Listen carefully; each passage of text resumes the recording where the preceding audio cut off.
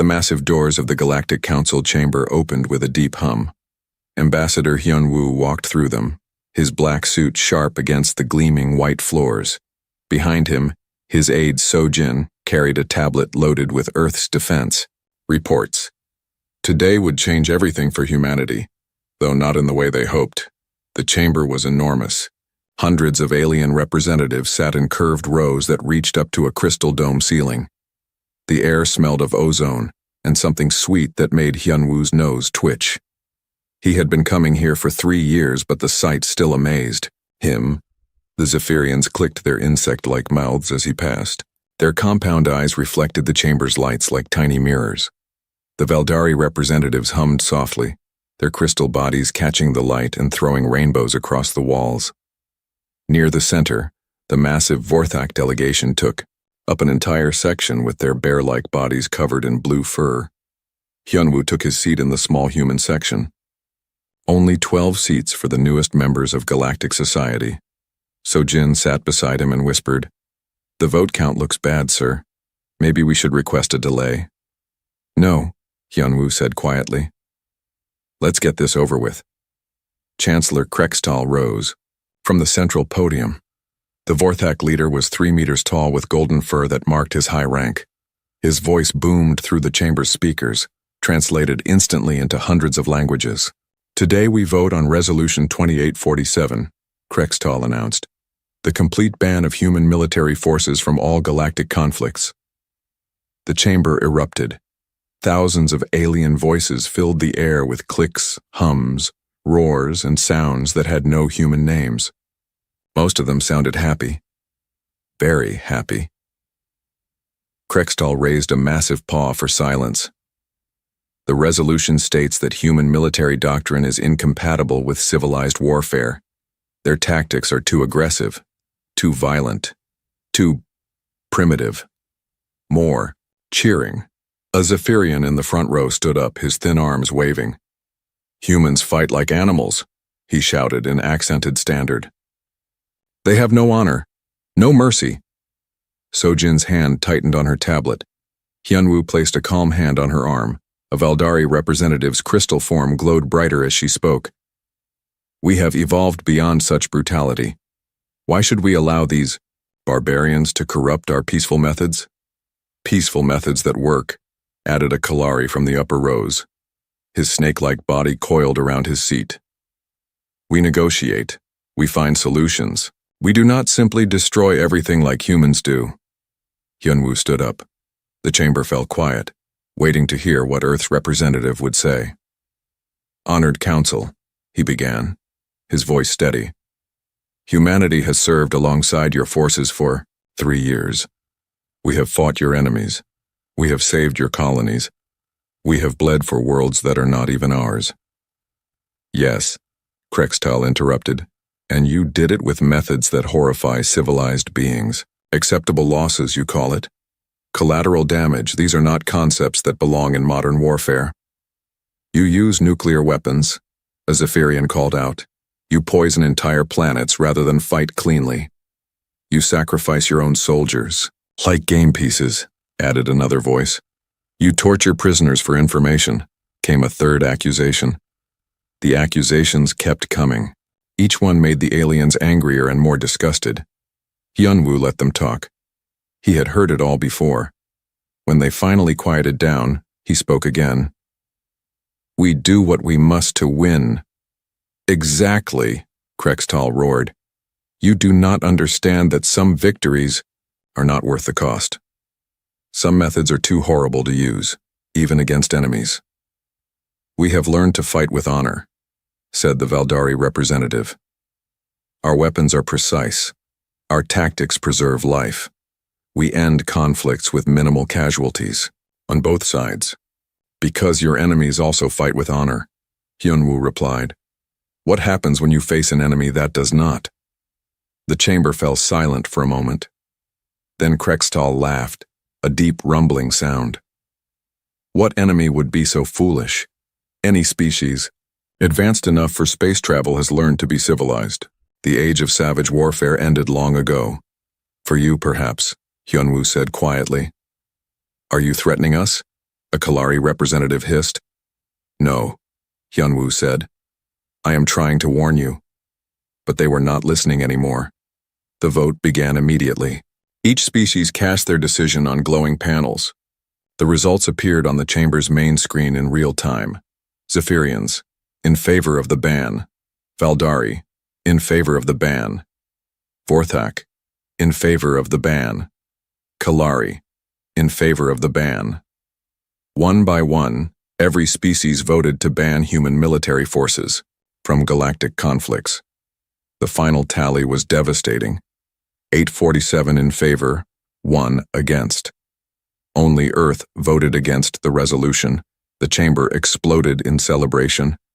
Aliens danced, sang, and made sounds of pure joy. The Zephyrians clicked their approval, so loudly it hurt human ears. The Valdari's crystal bodies chimed like bells. Even the usually serious Vorthak were roaring with laughter. Order! Krextal called, though he was grinning widely. The resolution passes by overwhelming majority, effective immediately, human.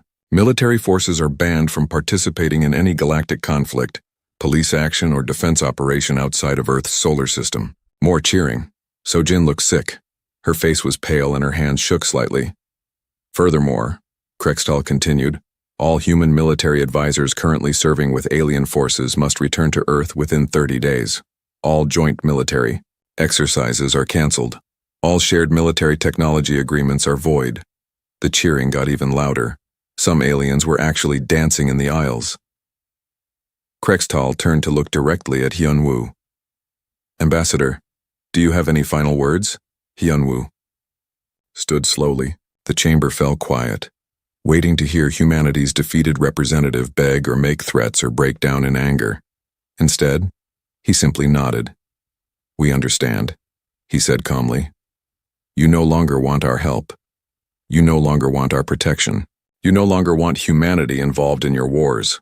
He paused and looked around the chamber. We will give you exactly what you have asked for. Something in his tone made a few aliens shift uncomfortably, but most were still too happy to notice. Hyunwoo and Sojin gathered their things and walked toward the exit. As they passed the alien representatives, the mockery began. Good riddance to bad rubbish, a Zephyrian clicked. Maybe now they will learn to be civilized, a Valdari chimed. The galaxy is safer without human barbarism, rumbled a Vorthak. Hyunwoo kept walking. His face showed nothing, but Sojin noticed his hands were clenched into tight fists. Outside the chamber, they walked through the crystal corridors of Nexus, Prime in silence. Other aliens they passed looked at them with mixtures of pity and disgust. Word had already spread about the vote. Finally, Sojin could not stay quiet anymore. Sir, what do we do now? Hyunwoo stopped walking and pulled out a small device. He typed a short message and sent it on a secure channel back to Earth. The message was simple. They want us out of their wars. Give them what they wish for, completely. Within minutes, a reply came back from Earth Military Command. Understood. All human forces will withdraw from galactic operations immediately. Good luck to them.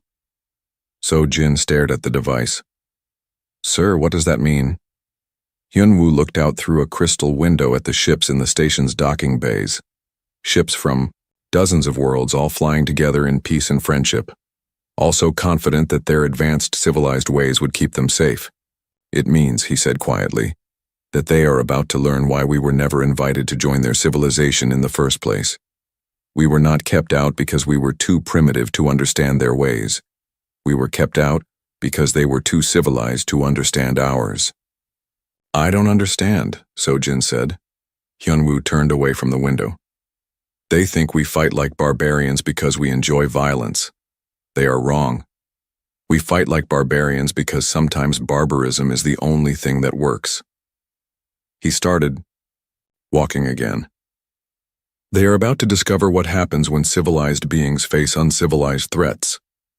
As they boarded their shuttle back to Earth, neither of them noticed the small news ticker running on the station's displays.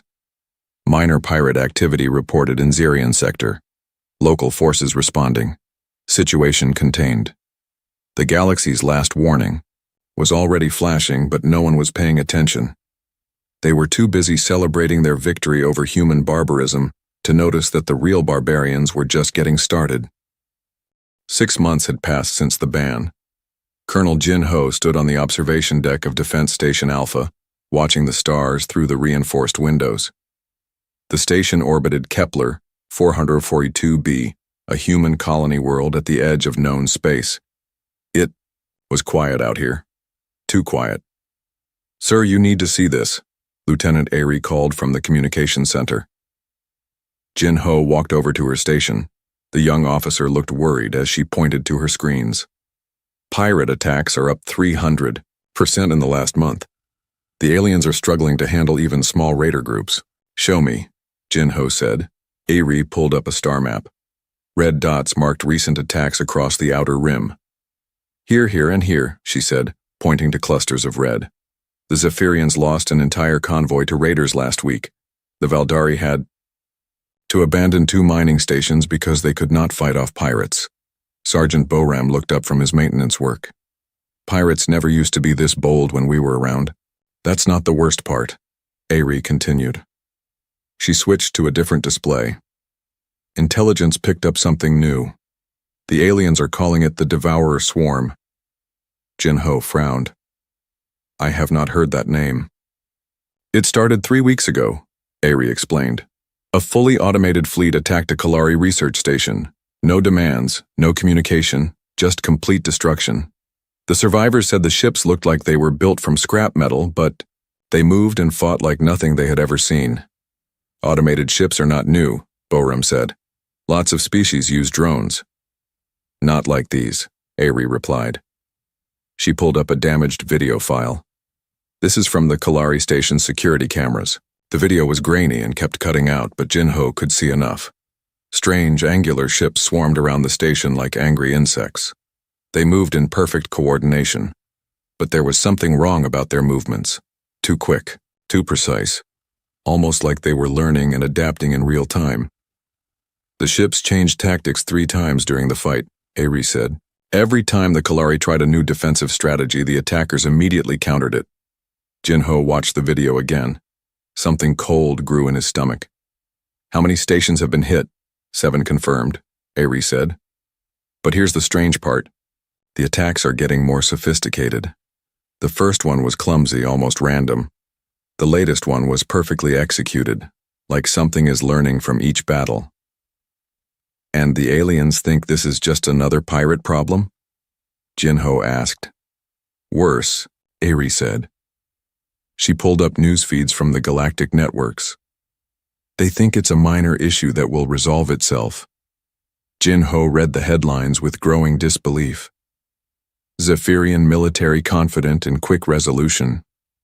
Valdari Fleet Admiral, situation under control. Kalari Defense Minister, no cause for alarm." On the main screen, a news broadcast was playing.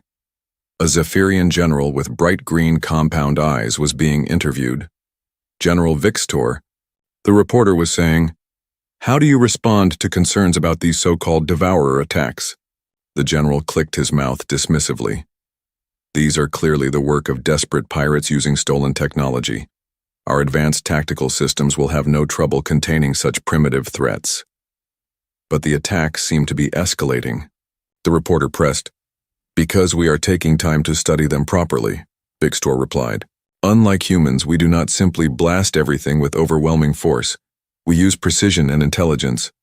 These raiders will be dealt with cleanly and efficiently, with minimal casualties on both sides."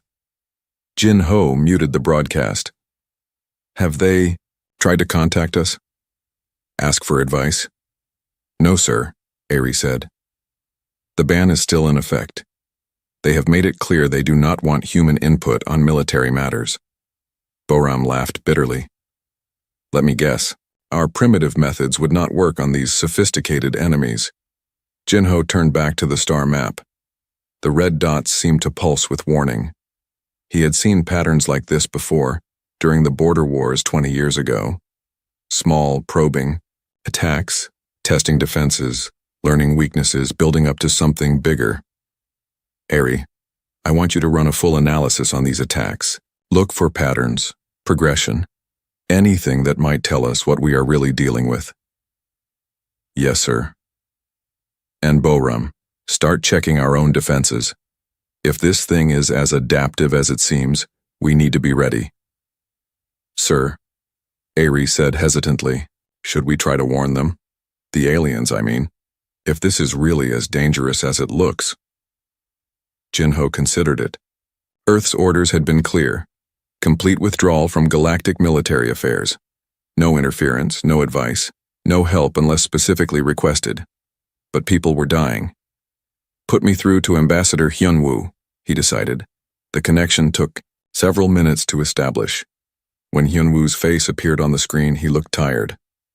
Very tired. Colonel Jinho, Hyunwoo said. What can I do for you? Sir, we are seeing some disturbing intelligence about attacks in the outer systems. I think the aliens may be facing something they are not prepared for. Hyunwoo's expression did not change. The ban specifically forbids us from interfering in galactic military matters.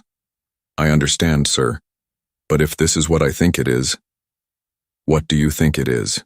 Jinho chose his words carefully. A probe, something testing their defenses, learning their capabilities, preparing for a larger assault.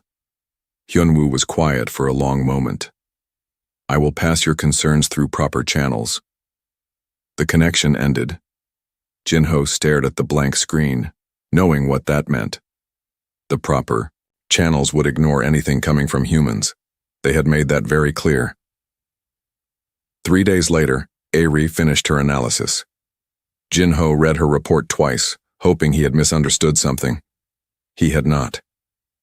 The progression is textbook, Ari explained, pointing to charts and graphs on her display. Stage 1, random probing attacks to test basic responses. Stage 2, targeted strikes against specific defense types. Stage 3, coordinated assaults to measure tactical adaptation speed. And Stage 4, Jinho asked, though he already knew. Full-scale assault using everything learned in the previous stages. Boram looked up from cleaning his rifle. How long until Stage 4? Based on the current progression rate, Ari said, maybe 6 weeks. Jinho walked back to the observation window. In the distance, he could see commercial ships moving along the trade routes, alien vessels carrying goods and passengers between worlds, all protected by the civilized military forces of the Galactic Council. Sir, Ari said quietly, I tried to send a warning through the emergency channels. It was rejected automatically. The message said human military intelligence is no longer considered reliable. Of course it was, Jinho muttered. There is something else, Ari continued. I have been monitoring alien military communications. They are treating this like a police action, small patrol groups, defensive formations designed for dealing with rational enemies who follow rules of engagement. And the Devourer swarm, based on the attack patterns, it does not follow any rules at all. It does whatever works best to destroy the target completely. Jinho closed his eyes. He had spent 30 years in the military, fighting everything from pirates to alien invasions.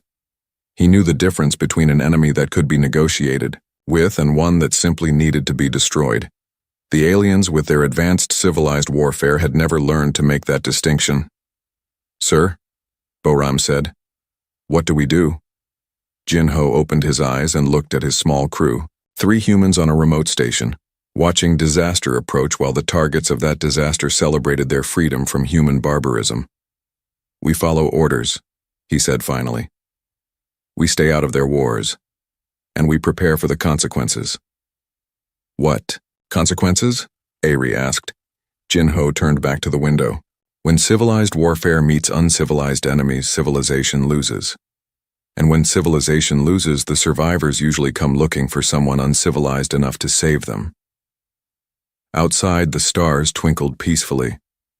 But Jinho knew that somewhere, in that peaceful darkness, something was learning, adapting, and preparing to show the galaxy what happened when advanced beings forgot why their ancestors had learned to fight like savages. The quiet time was almost over. Commander Tae-hyun was drinking coffee in his captain's chair when the distress signal came through.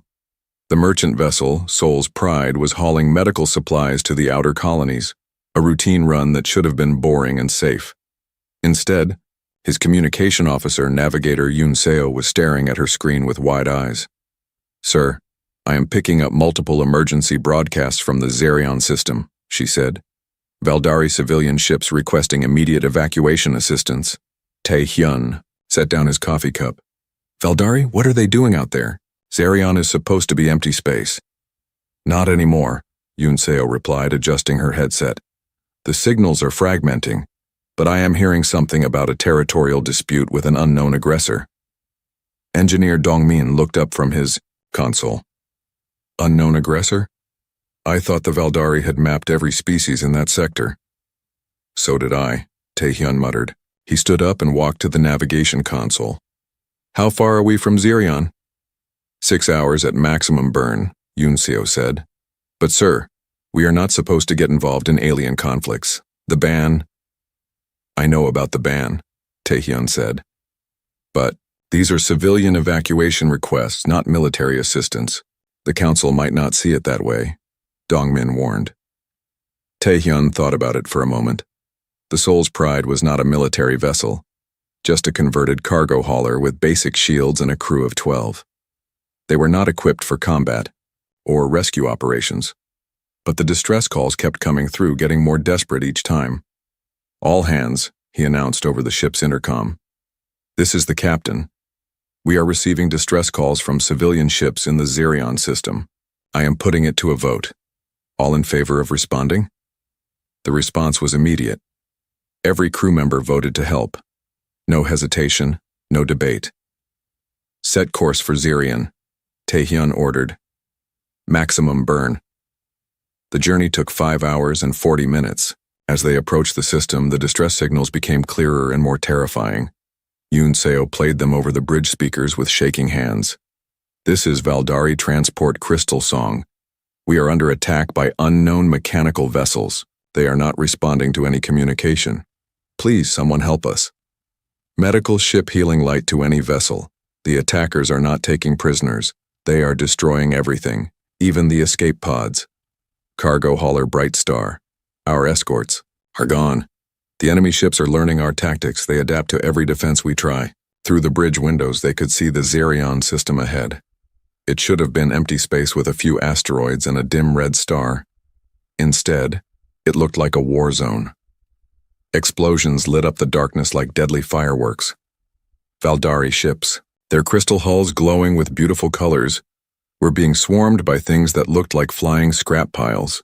The alien vessels moved with elegant grace, their weapons firing precise beams of light. The attackers moved like angry insects, crude but terrifyingly effective. "Dear God," Dongmin whispered. Tae-hyun had seen combat before, but this was different. The attacking ships were not sleek military vessels or even pirate raiders. They looked like they had been built from recycled metal and spare parts. But they moved with perfect coordination, surrounding and overwhelming the Valdari ships with ruthless efficiency. 3 Valdari civilian ships are still intact, Yunseo reported. They are hiding behind that large asteroid, but the attackers are closing in. "Can we reach them?" Tae-hyun asked. "Maybe, but our shields will not hold up against that many attackers." Tae-hyun made his decision. "Take us in. Full power to shields. Dongmin, I need every bit of speed you can give me." The Soul's Pride dove into the battle zone. Immediately, several of the scrap-built attackers turned toward them. Their weapons were crude but powerful, sending bolts of superheated metal that made the ship's shields flare and spark. "Shields at 70%, Dongmin called out as the ship shook. Tae-hyun gripped his chair as they swerved around a burning Valdari warship. Through the flames, he could see something that made his blood run cold. The attacking vessels were pulling pieces off the destroyed ship and adding them to their own hulls. They were not just destroying. They were learning, growing, adapting. There. Yunseo pointed to the asteroid. 3 Valdari civilian ships were huddled behind the rock, their hulls damaged but still intact. "Hail them," Tae-hyun ordered. "Valdari vessels, this is the human ship Soul's Pride. Prepare for immediate evacuation." The response came back quickly. Human ship, you must leave immediately. These attackers do not follow any rules of warfare. They will destroy you. We are here to help, Taehyun replied. Prepare to transfer your people to our ship. You do not understand. These things learn from every battle. They have already adapted to all of our weapons and tactics. Nothing works against them. As if to prove the point, a group of the attacker ships suddenly changed formation. They had been swarming randomly before, but now they moved in precise patterns that perfectly countered the Valdari's defensive positions. They are adapting again, Yoon Seo said in horror. Just like that, in the middle of battle, the largest Valdari ship, a passenger liner called Heart of Crystal, was trying to break away from the asteroid. But the attackers had anticipated the move. They were already in position to cut off every escape route. Dongmin, can you get us between the attackers and that liner? Taehyun asked. Sir, our weapons cannot penetrate their hulls. They have added armor from every ship they have destroyed. I am not planning to shoot them, Taehyun said grimly. Just ram them. Sir? You heard me. Set collision course with the lead attacker. The Soul's Pride accelerated toward the nearest enemy ship. At the last second, Taehyun ordered emergency reverse thrust. The maneuver sent them sliding sideways into the attacker like a massive battering ram. The enemy ship crumpled and spun away, but it was already rebuilding itself, using debris from the impact to repair the damage. Now, Taehyun shouted. Get those people aboard. The evacuation took 12 minutes that felt like 12 hours. Valdari civilians streamed through the airlocks, their crystal bodies dim with fear and exhaustion. Taehyun counted them as they came. 237 souls, including several children. The last to come aboard was the captain of Heart of Crystal. She was tall even for a Valdari. Her crystal body shot through with veins of deep blue that pulsed with emotion. Captain Silara, she introduced herself, her voice harmonizing in the way of her people. I must thank you for this rescue, but I fear you have doomed yourselves. These attackers do not spare anyone. We will worry about that later, Taehyun said. Right now we need to get out of here. But as the Soul's Pride turned to leave, they found their path blocked. The attacker ships had repositioned themselves in a perfect sphere around the asteroid. Every escape route was covered. They learned, Yoon Seo said in amazement. They watched our rescue maneuver and adapted to prevent us from using it again. How is that possible? Dongmin asked. That kind of tactical adaptation should take hours of analysis. Captain Silara's body pulsed darker blue. We have been fighting them for 3 weeks. Every time we develop a new strategy, they counter it within minutes. Every weapon we use against them, they improve upon and use against us. It is like fighting our own future selves.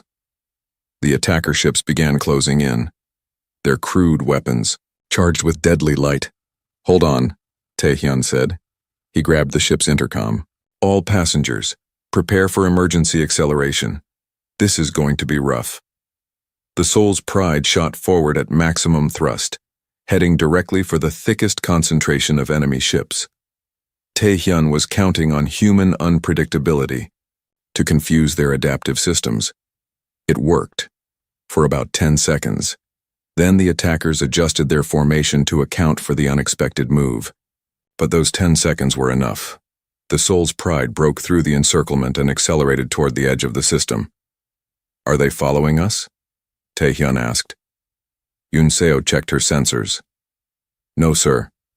They are returning to the asteroid field. It looks like they are salvaging the wreckage. On the main screen, they could see the attacker ships pulling apart the destroyed Valdari vessels piece by piece. Each piece was being integrated into their own hulls, making them larger and stronger. They are not just learning our tactics, Captain Silara whispered. They are consuming our technology, growing stronger with every victory. In the passenger compartments, Valdari civilians huddled together in small groups. Many were crying, their crystal bodies flickering with grief and fear. Children clung to their parents, too scared to make their usual musical sounds. Taehyun found Captain Silara in the main passenger area, trying to comfort her people. Captain, he said quietly, what exactly are we dealing with here? Silara's blue veins pulsed slowly. We do not know, They appeared 3 weeks ago without warning. No communication, no demands, just systematic destruction of everything they encounter. Your military could not stop them? Our military is designed for civilized warfare, Silara said bitterly. Precise strikes, minimal casualties, protection of civilians and infrastructure. These things, they do not follow any such rules. They simply destroy everything as efficiently as possible. And they adapt to your tactics? Faster than should be possible. Our war computers estimate they are improving their combat effectiveness by approximately 30% after each engagement. Tae-hyun felt a cold certainty settle in his stomach. Captain, has anyone the footage from Zarian reached Luna Base at 0347 hours, transmitted through emergency channels by Commander Tae-hyun? Admiral Sung-min was pulled from his sleep by an aide, who looked terrified. Sir, you need to see this immediately, the young officer said. Sung-min threw on his uniform and hurried to the secure briefing room deep beneath the lunar surface. Intelligence Chief Eunju was already there, along with strategic analyst Chan-woo. Both looked like they had been awake for hours. Show me, Sung-min said, settling into his chair. The main screen lit up with Tae-hyun's footage. Sung-min watched, in silence as the Soul's Pride approached the Zarion system. He saw the elegant Valdari ships being swarmed by crude mechanical attackers. He saw the perfect coordination of enemies that looked like flying junk piles. He saw the attackers adapt their tactics in real time, learning from every move the Valdari made. When the footage ended, the room was silent for a long moment. How many times have you watched this? Sung-min asked. 17, Eunju said quietly. The analysis gets worse each time. Show me the analysis.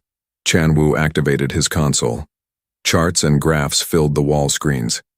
Computer analysis confirms what we suspected. The attackers demonstrate learning capability that exceeds anything in our databases. Tactical adaptation occurs within minutes of observing new strategies. More importantly, Eunju added, they show zero interest in communication, negotiation, or prisoner-taking. Their goal appears to be complete destruction, followed by resource absorption. Sung-min studied the data with growing dread. He had seen similar patterns before, though never quite like this. Classification? Class 12. Existential threat, Chan-woo said without hesitation. The room fell silent again. Class 12 was the highest threat rating in human military doctrine. It was reserved for enemies that posed a direct threat to the survival of entire civilizations. How long do we have? Sung-min asked. Based on current expansion patterns, Chan-woo said, 18 months before they reach core galactic systems. Less if they continue to grow stronger with each victory. And the alien response? Eunju pulled up news feeds from across the galaxy. They are treating it as a minor pirate problem. Look at these headlines. Valdari fleet, confident of quick resolution. Zephyrian military situation contained. Kalari command, no cause for concern. They have no idea what they are facing, Sung-min said. Worse than that, Chan-woo said. Their military doctrines are specifically designed for the opposite type of enemy. They expect rational opponents who follow rules of engagement. They plan for minimal casualties and infrastructure preservation. They have never prepared for total warfare. Sung-min walked to the tactical display showing the galaxy. Red zones marked confirmed devourer attacks. Yellow zones showed suspected activity. The pattern was spreading steadily inward from the outer rim. Sir? Eunju said carefully. There is something else you need to know. This is not the first time we have seen this type of threat. Sung-min turned around. Explain. Chan-woo pulled up historical files marked with the highest security classifications. 3 times in human history, we have faced similar enemies. The Harvest War of 2157, the Grey Fleet Incident in 2203, the Devour Protocol Crisis in 2241. I remember the Grey Fleet, Sung-min said grimly. 12 billion casualties. Yes, sir. And in each case, victory required tactics that... Chan-woo struggled for the right words. Tactics that civilized species would consider war crimes. The screens showed footage from those ancient conflicts. Human fleets using weapons that poisoned entire star systems. Scorched Earth strategies that left nothing behind for the enemy to absorb. Acceptable loss ratios that made even hardened military officers sick to think about. The aliens banned us because they thought we were barbaric, Yunju said quietly. They were right. But they never understood why we became barbaric. Because sometimes barbarism is the only thing that works, Sungmin finished. Sir, Chanwu said, our strategic analysis indicates that without human intervention, the aliens will lose approximately 60% of their known civilization within 18 months. And with human intervention? Unknown. These devourers seem more advanced than previous versions. We estimate a 40% chance of successful containment, but the cost. Chanwu's voice trailed off. Show me the cost analysis. New charts appeared on the screens. The numbers were staggering. Estimated military casualties in the millions. Civilian losses in the billions. Entire star systems that would have to be sacrificed to stop the spread. Resources that would take centuries to replace. This assumes we use Ghost Fleet protocols, Chanwu explained. Total warfare with no restrictions on methods or acceptable losses. Sungmin stared at the projections. Ghost Fleet was humanity's most secret military doctrine. It had never been used at full scale, only in simulations and small test scenarios. The aliens had no idea it existed. Sir, Yunju said, there is one more thing. We have been analyzing the Devourer technology. It appears to be artificial intelligence, but not like anything we have seen before. It learns not just tactics but psychology, emotional responses, cultural patterns. What does that mean? It means the longer this conflict goes on, the more human-like these things will become. They will learn our methods, our thinking patterns, our emotional responses to combat stress. Eventually, they may become better at being human than we are. The implications hit Sungmin like a physical blow. An enemy that could learn and adapt faster than any organic mind, combined with human ruthlessness and strategic thinking. It would be unstoppable. Recommendations? He asked. Chanwu and Yunju exchanged glances. Sir, Chanwu said carefully, officially our hands are tied. The Galactic ban prevents us from interfering in any military conflict. If we violate that ban, we face complete expulsion from galactic civilization. And unofficially? Unofficially, we prep the Ghost Fleet protocols and wait for them to ask for help. And if they do not ask, Yunju's voice was barely above a whisper, then we watch galactic civilization die, and we prepare for the day when the Devourers come. For Earth. Sungmin closed his eyes. In his mind, he could see the peaceful corridors of Nexus Prime, filled with aliens who believed their advanced civilization had evolved beyond the need for human barbarism. He could see their beautiful ships, with their precise weapons and elegant tactics. He could see their children playing in crystal gardens, never knowing that monsters were coming. Sir, Chanwu said. What are your orders? Sungmin opened his eyes. Begin Ghost Fleet preparations immediately. Full stealth protocols. I want our forces ready for deployment within 72 hours. Sir, that violates direct orders from Earth Command, Yunju warned. Earth Command's orders were based on the assumption that this would remain a local conflict, Sungmin replied. Class 12 threats supersede all political considerations. And if the aliens never ask for help? Sungmin walked back to the galactic display. The red zones had grown larger just in the time they had been talking. Then we will have to decide whether to let civilization die to preserve our honor, or violate our principles to save people who despise us. Sir, Chanwu said quietly, there is something else you should consider. If we intervene without permission, and if we have to use Ghost Fleet protocols, the aliens will see what humans are truly capable of when we stop holding back. And they will never trust us again. Even if we save them, they will always know that we are capable of the things we will have to do to win this war. Sungmin nodded slowly. So our choice is to let them die as they are, or save them and become the monsters they always thought we were. Yes, sir. Sungmin stared at the spreading red zones for a long time. Somewhere out there, elegant alien ships were fighting a clean, Civilized war against an enemy that did not understand civilization. Somewhere out there, billions of beings were about to die because they had never learned that sometimes the only way to fight monsters was to become one yourself. "Prep the Ghost Fleet," he said finally. "If they want to see monsters, we will show them what monsters look like when they are on your side." In the depths of Luna Base, ancient protocols began activating. Ships that officially did not exist started powering their engines. Weapons that were banned by every civilized treaty began coming online. And deep in the most classified databases, strategies that could save or damn the galaxy began transferring to combat computers. The monsters were waking up. The only question was whether they would wake up in time. 3 months after the first Devourer attack, the Galactic Council chamber looked very different. Gone was the confident chatter and celebration. Gone were the jokes about human barbarism. The elegant alien representatives sat in stunned silence as casualty reports flooded in. Chancellor Krextal stood at the central podium, but his golden fur had lost its shine. His massive frame seemed smaller somehow, bent under the weight of failure. Around him, the curved rows of seats told the story of the galaxy's collapse.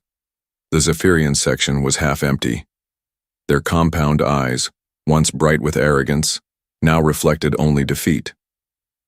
General Vixtor sat in the front row, his mandibles clicking nervously as he read reports on a tablet that shook in his thin hands. The Valdari representatives glowed dimly, their crystal bodies pale with grief. 2 entire colony worlds had gone silent in the past week. Their beautiful harmonies had been replaced by discordant wails of mourning.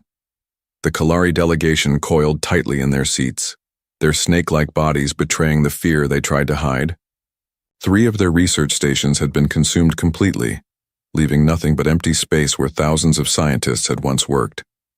In the small human section, Ambassador Hyunwoo sat quietly.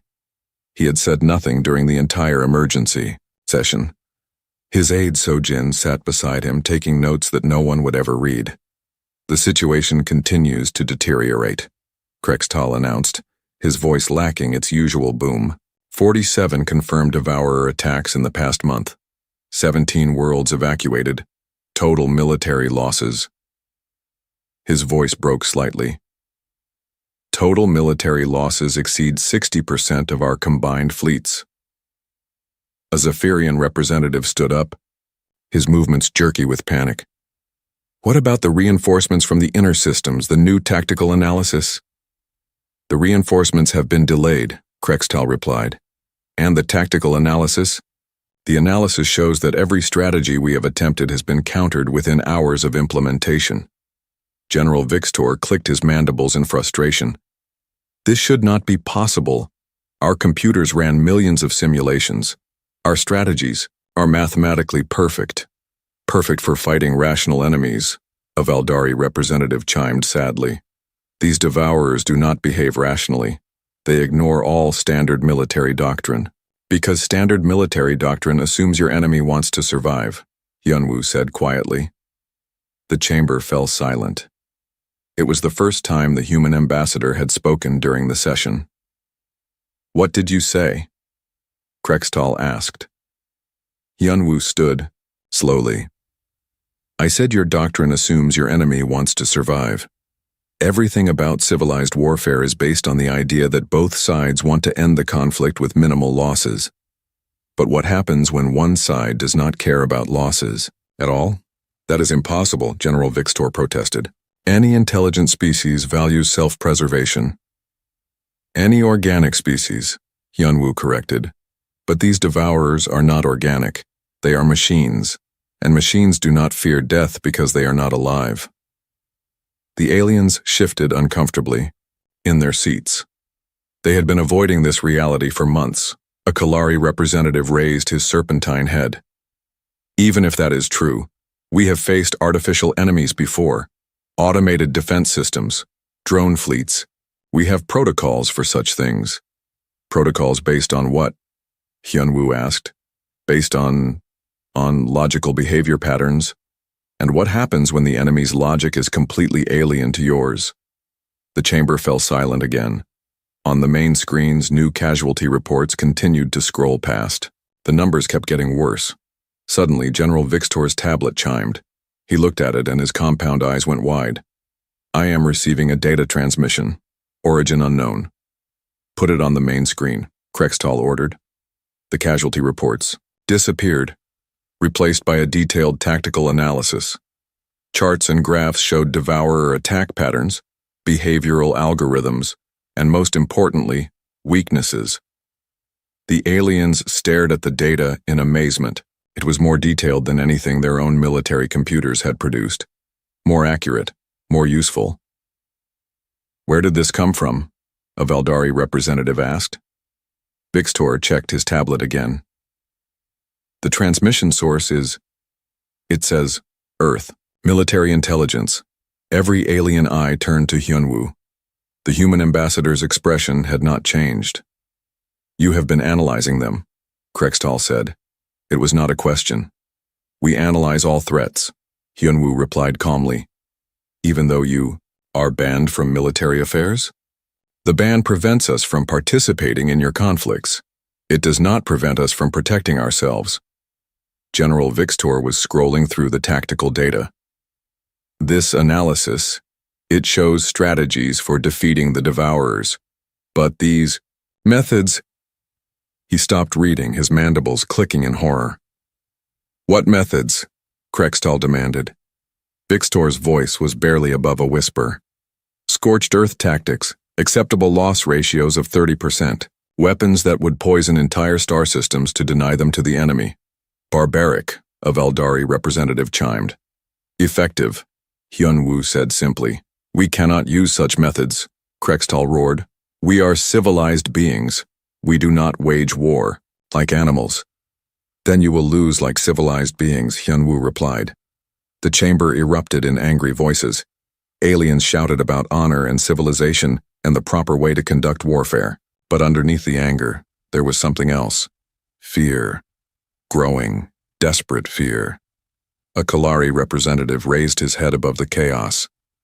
How many more worlds do we have to lose before we admit that civilization is not working? Civilization is working exactly as designed, Hyunwoo said once the chamber quieted down. It works perfectly against civilized enemies. But the Devourers are not civilized. They are a force of nature. You cannot negotiate with a hurricane or show mercy. To a plague. So what do you suggest? Krextal asked bitterly. I suggest you decide what matters more, your principles or your people. That is not a choice civilized beings should have to make, a Valdari said. It is the choice every living thing makes eventually, Hyunwoo replied. Fight like monsters, to protect what you love or maintain your purity while watching everything die. General Vixtor was still reading the tactical analysis. According to this data, we have perhaps 6 weeks before the Devourers reach the core systems. After that, containment becomes impossible. 6 weeks, Krextal repeated, to save billions of lives. 6 weeks to decide whether you want our help, Hyunwoo said. The words hung in the air like a physical presence. Everyone in the chamber understood what was being offered, and everyone understood what it would cost. Your help would violate the ban, Krextal said weakly. The ban that you implemented, Hyunwoo reminded him. You could lift it, Sojin said, quietly. It was the first time she had spoken during the entire crisis. The aliens looked at each other. To lift the ban would be to admit that everything they believed about civilization and warfare was wrong. It would be to admit that sometimes barbarism was necessary, but the alternative was extinction. General Vixtor stood up, his thin frame shaking. The Zephyrian delegation, we formally request that the ban on human military participation be reconsidered. Seconded, chimed a Valdari representative. Thirded, hissed a Kalari. One by one, every species in the chamber cast their vote. The same species that had celebrated the ban 9 months ago now begged for its removal. When the final vote was tallied, the result was unanimous. 846 in favor of lifting the ban, 0 opposed. Only humanity abstained. Ambassador Hyunwoo, Krextal said formally. The Galactic Council hereby requests immediate military assistance from Earth in dealing with the Devourer threat. Hyunwoo stood and walked to the central podium. For a long moment, he looked out at the assembled aliens.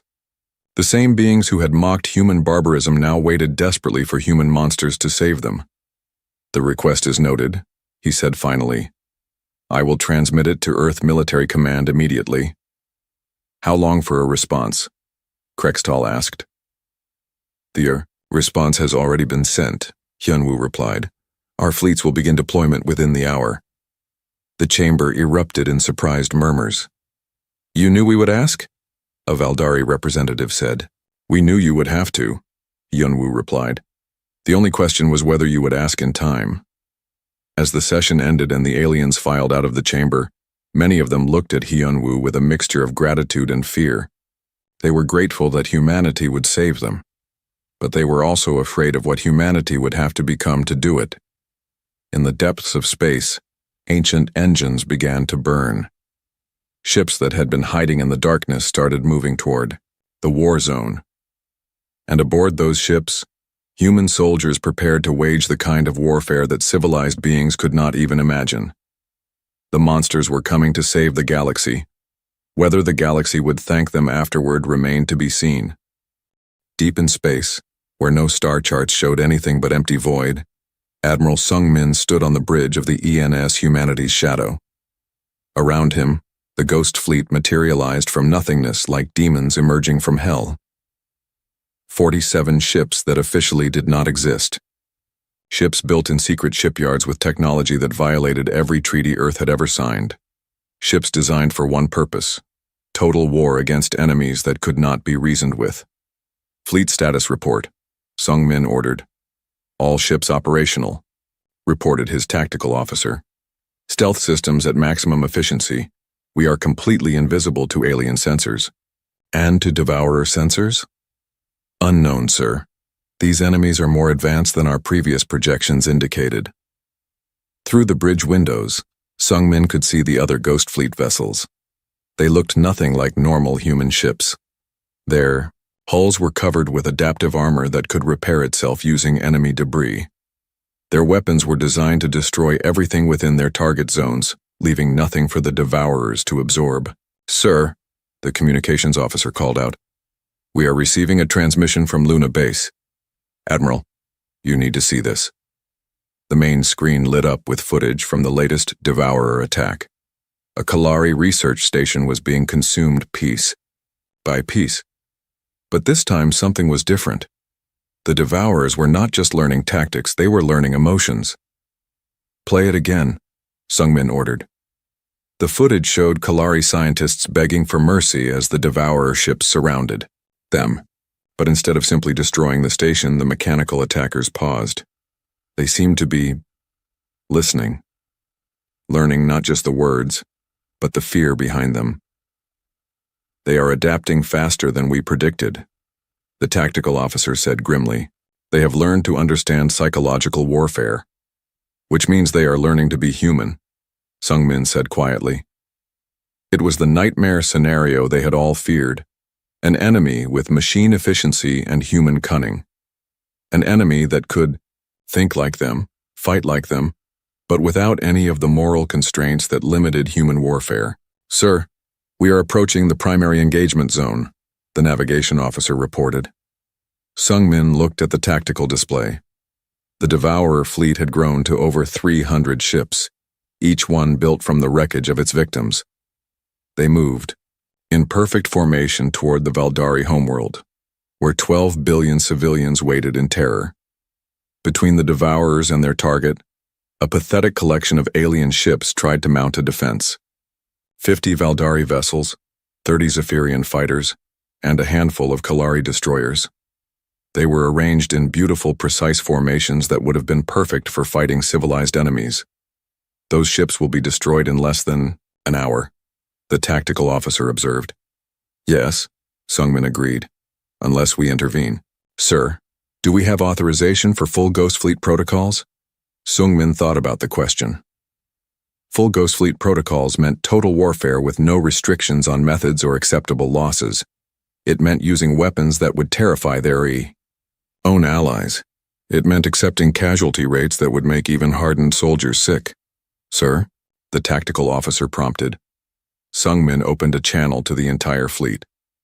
All ships, this is Admiral Sungmin. Today we face an enemy that learns from every battle, that adapts to every strategy, that shows no mercy and follows no rules. To defeat such an enemy, we must become something that civilized beings cannot imagine. He paused, looking out at his fleet of ghost ships. Today, we stop being the humans that our alien friends know. Today we become the monsters that our enemies fear. Full Ghost Fleet protocols are now in effect. Show them no mercy because they will show none to you. Fight not just to win, but to ensure that nothing like them can ever threaten the galaxy again. The response came back from every ship. Understood, sir. Ghost Fleet protocols active. The human fleet dropped out of stealth mode and accelerated toward the battle zone. The alien defenders saw them coming and broadcast surprised messages. Unknown. Human vessels, this is Valdari Fleet Command. You are entering an active combat zone. Please maintain safe distance. Sungmin opened a response channel. Valdari Command. This is Admiral Sungmin of Earth Fleet. We are here to help. Recommend you pull back to minimum safe distance. Admiral, we cannot abandon our positions. If we retreat, the Devourers will reach our homeworld. They will not reach your homeworld, Sungmin replied. But you do not want to see how we ensure that. The Valdari commander's crystal voice wavered with confusion. We do not understand. Pull back, Sungmin said firmly. What happens next is not something civilized beings should witness. Reluctantly, the alien fleet withdrew to a safer distance. On their screens, they watched the human ships approach the massive Devourer formation. The first contact was unlike anything the aliens had ever seen. The human ships did not fire precise shots at specific targets. Instead, they unleashed weapons that filled entire sections of space with destruction. Quantum torpedoes that unraveled matter at the atomic level, plasma charges that burned hot, enough to melt asteroids, kinetic hammers that shattered ships into their component atoms. But the Devourers adapted quickly. Their formation shifted to minimize losses. Their ships began regenerating using debris from the destroyed vessels. Within minutes, they had developed countermeasures for every human weapon. They are learning, the tactical officer reported. Adaptation rate is increasing exponentially. As expected, Sungmin said calmly. Phase 2. The human fleet suddenly changed tactics completely. Instead of trying to destroy the Devourer ships, they began hurting them. Using coordinated fire patterns and strategic positioning, they forced the entire enemy formation into a tighter and tighter space. The Devourers, focused on adapting to human weapons, did not realize what was happening until it was too late. Phase 3, Sungmin ordered. Colonel Jin Ho's voice came over the comm from his assault ship. Boarding teams ready, sir. We have identified the primary control nodes. Execute. What happened next would haunt the alien observers for the rest of their lives. Human boarding parties launched themselves directly at the Devourer ships, not in protective shuttles, but in individual assault pods that crashed through enemy hulls like bullets. The humans fought their way through the mechanical ships using weapons that the aliens had never seen before, weapons designed to destroy both organic and artificial life, weapons that violated every treaty governing civilized warfare. But the most terrifying part was not the weapons. It was the humans themselves. Lieutenant Irie led a team through the corridors of a Devourer command ship, her face covered by a combat mask that made her look more machine than human. When her team encountered resistance, she did not hesitate to sacrifice 2 of her own soldiers to achieve the objective. Sergeant Boram coordinated the destruction of an entire Devourer processing center, accepting casualties that would have broken any alien commander. When asked about the losses, he simply said, "Acceptable." Commander Tae-hyun piloted his assault ship directly into the core of the Devourer formation, using his own vessel as a weapon. His last transmission was a calm report of successful target elimination. The aliens watching from a distance saw human soldiers fighting with the same ruthless efficiency as the Devourers themselves. But there was something the machines could not match, the willingness to sacrifice everything for victory. Sir, Jinho reported from inside a Devourer command node. We have located the primary control matrix. It is more complex than anticipated. The Devourers have evolved beyond our initial analysis. Explain. They are not just learning our tactics, sir.